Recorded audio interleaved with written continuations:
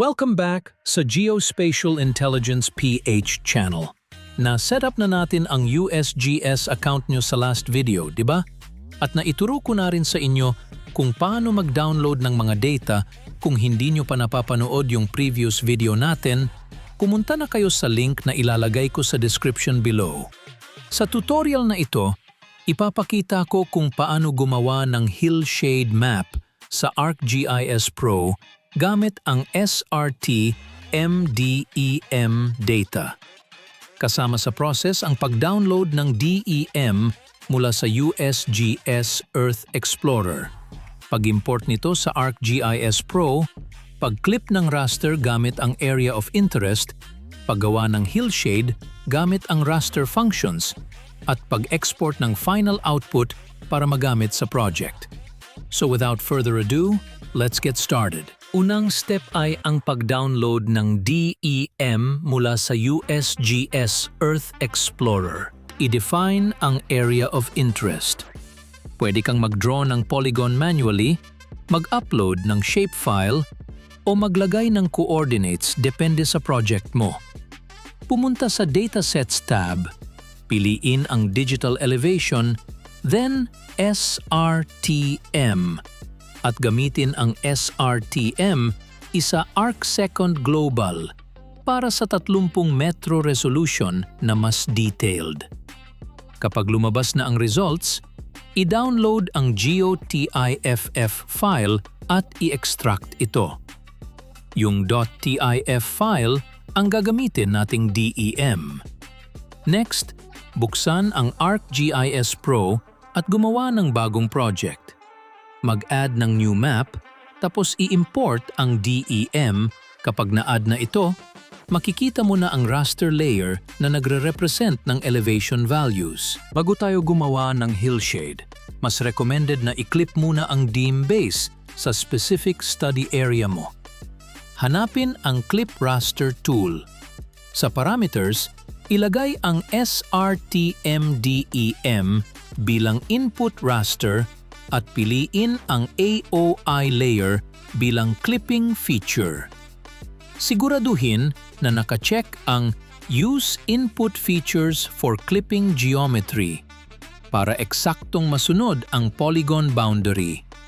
Pag nirun mo ang tool, magkakaroon ka ng bagong clipped DEM layer. Kapag clipped na ang DEM, pwede na tayong gumawa ng hillshade. Pumunta sa Imagery Ribbon tab, i-click ang Raster Functions. Then sa Surface category, piliin ang Hillshade.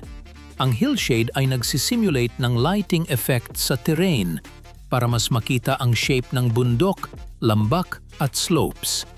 Ang azimuth parameter ang nagkukontrol ng direction ng light source at ang default na 315 degree ay nangangahulugang galing sa northwest ang ilaw. Ang altitude naman ay ang taas ng araw sa horizon, kadalasan nakaset sa 45 degree. Ang Z-factor ay para sa vertical exaggeration at usually nakaisa lang kung meters ang elevation unit. Pag okay na ang settings, i-create ang new layer at makikita mo na ang shaded relief effect ng terrain. Para mas kumanda ang visualization, pwede mong i-adjust ang transparency ng layers.